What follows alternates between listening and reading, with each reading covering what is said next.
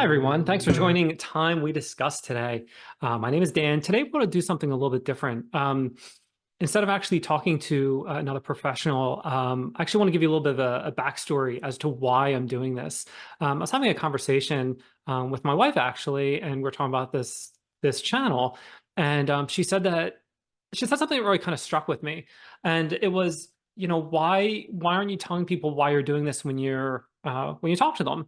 And I said to her, I said, well, actually, before I start the recording, I do tell the people why I'm doing this because it's very important to, and I said this to her, I said, it's very important to me that they understand why I'm doing this, what the importance is. And she said, well, yeah, but nobody else knows that.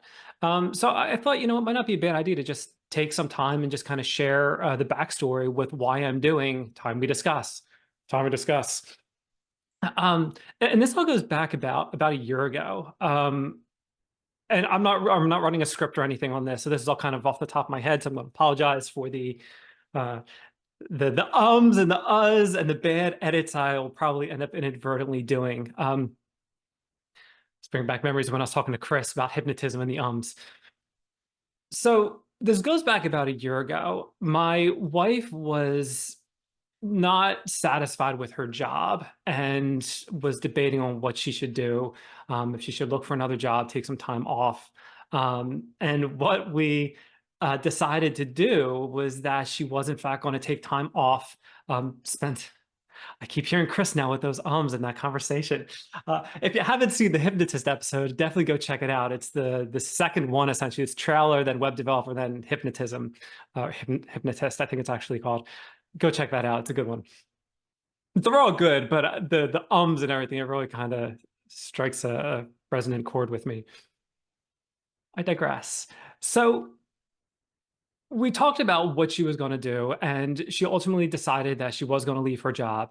So she resigned, and during the summer, it gave her the opportunity to not only spend time with the kids when they were home from school, but also it allowed her to work with a resume writer and redo her resume. She was at the same job for like 10, 15 years, whatever it was, definitely the same industry for that period of time. So she needed to get her resume in order and kind of gear it towards what she was thinking about doing, which was going towards the nonprofit route. She wanted to work for a nonprofit. And one of the things we talked about, and one of the things that I recommended, I said, why don't you look for a career coach and see what they have to offer? And she found a couple of different ones and ended up going with this one particular career coach. And as part of the working with the career coach, they gave a couple, I'm going to call them tests. I don't know if they're actually called tests or not, but you had like, it reminded me of something you get when you're in high school or, you know, maybe even college. I didn't get one in college, but I remember taking one of these in high school where it talked about, given your personality traits, your interests, where are you going to find the most fulfillment in professionally? And you answer all these questions, and whatever it was, a month later, half a year later, or 2 days later, whatever it was, you get the results back, and it tells you what you're best suited for based on your personality and your interests. So she took one of these tests, and I thought this was going to be a gold mine. I thought because here we are, it's 2023, and there are all kinds of new jobs out there. From when I was a kid, we didn't have app creators, we didn't have the web, we didn't. Well, actually, in high school we did have the web, but we definitely didn't have apps. Smartphones weren't a thing. Mobile phones weren't really a thing. So I'm thinking like all these things that are out there, there has to be some occupation that we hadn't thought of that might be tailored, that her skills might be tailored towards. So she went ahead, she took this test, and she got the results back. And I'm excited. I may have been more excited than her because I'm just thinking about the possibilities. And I don't remember for certain what the first 3, 5, 10 were, but I remember very, very close to the top, if not at the top. She had, I believe, airline pilot was one of them. If not airline pilot, it was definitely flight attendant. That was one of them. Military officer was another one. And I'm thinking, and there were a couple of other ones that kind of fell in line with these like stereotypical, occupations from, 20, 30 years ago, whatever. And I remember being so disappointed that this was the best that they could come up with. This is the best that this standardized test could essentially come up with for her. And then I started looking around. I thought, well, maybe there are other resources out there. There's got to be something out there where there are jobs out there we just hadn't considered. Because I'm always trying to help. I'm always trying to help my wife, and God love her for putting up with me because I feel like I could be the stereotypical guy. You're trying to solve the problem, and you don't want to do that. If they're asking for help, help them, but you don't want to just exert yourself when it's not wanted. But that's my personality. I love helping people. I've always had that strong customer service personality. I enjoy helping people. I like solving problems. I like making things better. I genuinely do. So I'm trying to help my wife out. I'm trying to find things online and resources, and the jobs are out there. I know they got to be out there, but I'm not finding anything. And I remember thinking there should be a resource out there. Again, 2023, there's no reason. All this data that's out there, we can't have some kind of listing of jobs and occupation types and best suited towards people and what these occupations do.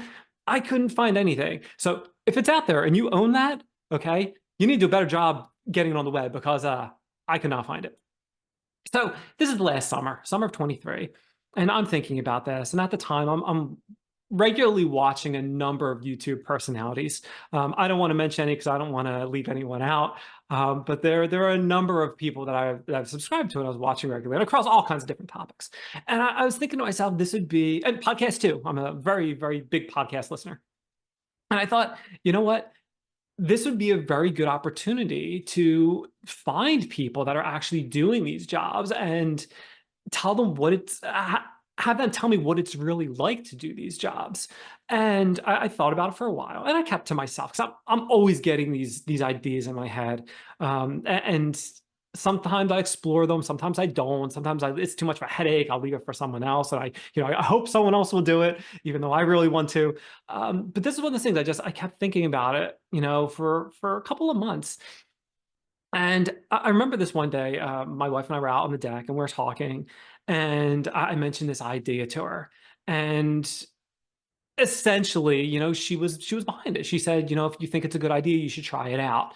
And I was like, oh yeah, I'm still thinking about it though. So this is the fall. This is maybe September, October at this point, and was thinking about it a little bit more and started to do some research, because I wanted to see, would people even be interested in this kind of content? I know I was. It's on behalf of my wife, she wanted to know what kind of jobs were out there and occupations were out there. But at the end of the day, it was really just me that was really, really interested in finding this data. So I did some research, crunched a bunch of numbers, and it was around the Christmas holiday. So it was late December. I was, really at this point in time, I was ready to go with this. And we sat down again. And I said, listen, I've been thinking about this again. I've been thinking about it since we had our last conversation. I really think I want to do this. And she said, go ahead and do it. Make it happen. Sidebar. If you're not familiar with the TV show Episodes from, like, I don't know, 20 years ago, 10 years ago, 15, whatever it was, you need to check it out. My wife and I have this inside joke whenever we say make it happen. So if you haven't seen the show, check it out, make it happen. So I did. So I got some equipment. I already had a lot of background in video, audio, web stuff. Yeah, to me, it all came together very smoothly.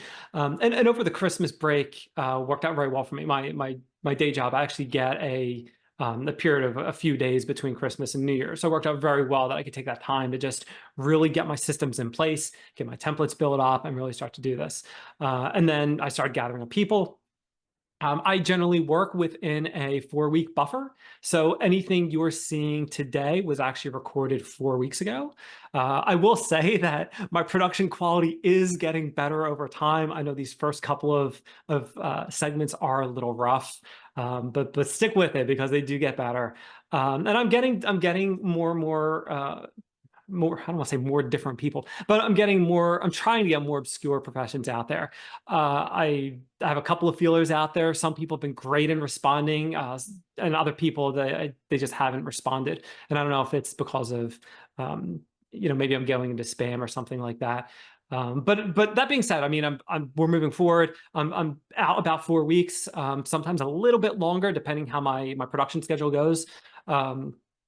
But that is why I'm doing this. It's really, I think about people that were in, or that are in my, what my wife's position was with looking for a job, and I think about how can I help those people. So again, to kind of come full circle, now I think about specifically those people that are just starting to enter the workforce. So they could be anywhere between essentially 18 and 25. These are the people that are just starting their career essentially.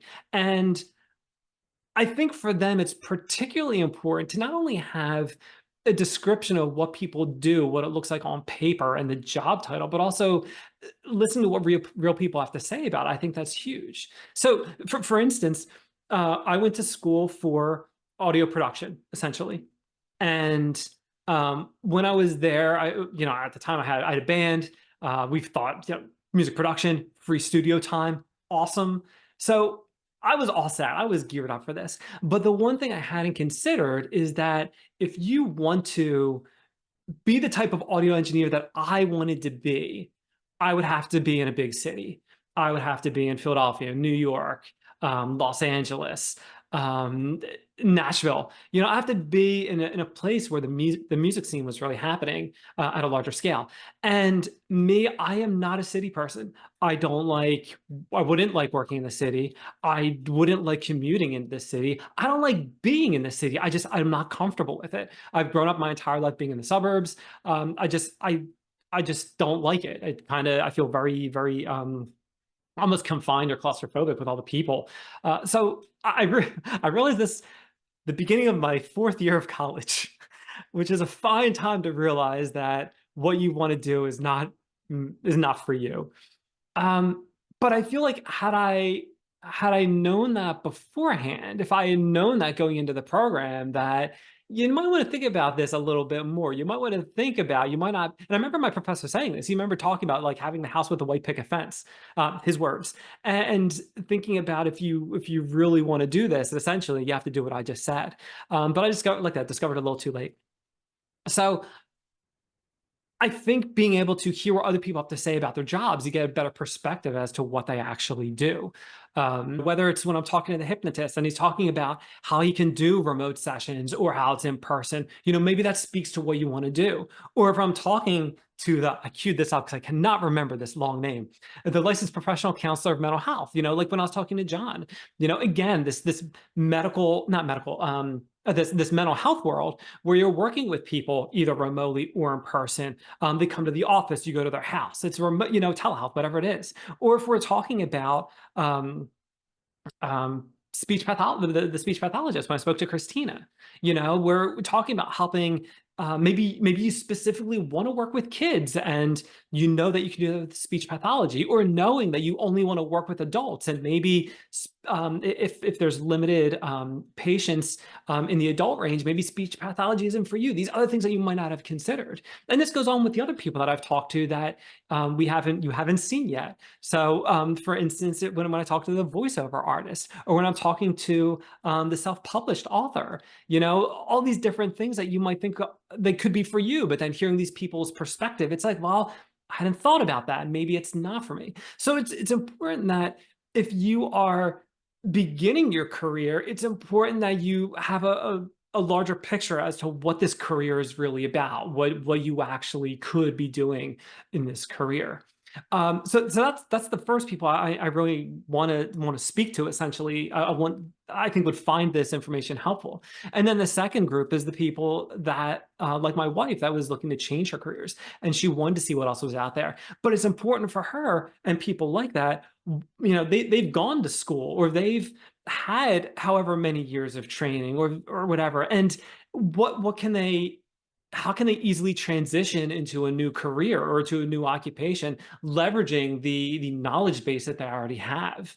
Do they need to go back to school to get a master's degree or a second master's degree? Do they just need a certificate? Do they just need to get some volunteer experience? Will that be enough? So all this stuff, it's very good information.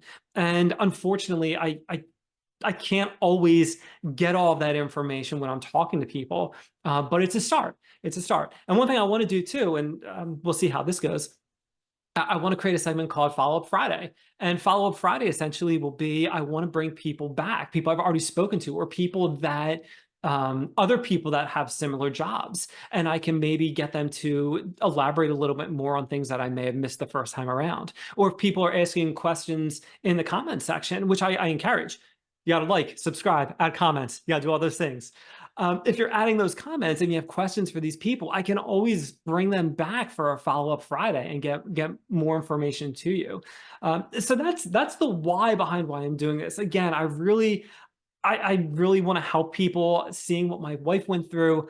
I don't want people to have to go through that. I want them to be able to not be overwhelmed and just kind of navigate the waters of changing careers or even starting a career. It's really important they have all the information um, that you can possibly get to make a really good informed decision. So I hope you find this interesting. I hope you listen to what I have to say and get a better understanding as to the why. Because again, and again, I say this every time I talk to a person before I start recording. I say it's important to me that you understand why I'm doing this, because to me it's huge, and I really just want to help people out there because it can be tough. It can be tough not knowing what you want to do. And I remember going to college in the early days, not no, but like in the beginning of my college year, so my first year, second year, whatever. I was one of the lucky, I don't know if lucky few people, but I was one of the lucky people that at the time I thought I knew exactly what I wanted to do. And I remember so many people, they went in as undecided, or they went in and after 6 months, they decided to change majors or change schools even because what they wanted to do wasn't offered at that particular school. So having as much information ahead of time could possibly make things a little bit easier for you as you enter the world of academia. And maybe you think you need to go to college, and it turns out you don't. If you want to be, and I can't think of a good occupation off the top of my head. Let's say if you want to like be a police officer or something like that. Do you have to go to college for that? I don't know. I'm thinking you probably do, and then go into the police academy, but I don't know. Can you just go into the police academy right after high school? I don't know. But that information would be good to have. So I don't know. I need to find a law enforcement officer. We need to get them. We need to get them on the books. We need to book them. See what I did there. Um, so that is all. So again, I hope you find this interesting. Please share. Again, I want to get this information out there. Like, share, subscribe. Find me on social media. Link up with me. I'm happy to, I don't spam a lot. I don't send a whole lot. I'm still refining my processes. So I'm trying to iron that out. My shorts, I'm having some weird issues with that. So I'm trying to figure those out. So I promise it will get better over time. But anyway, please like, share, subscribe. I hate to be a broken record. It helps the channel. It will help me get more people so I can help more people. That'll do it. So thanks again for time we discuss. See you at the next one.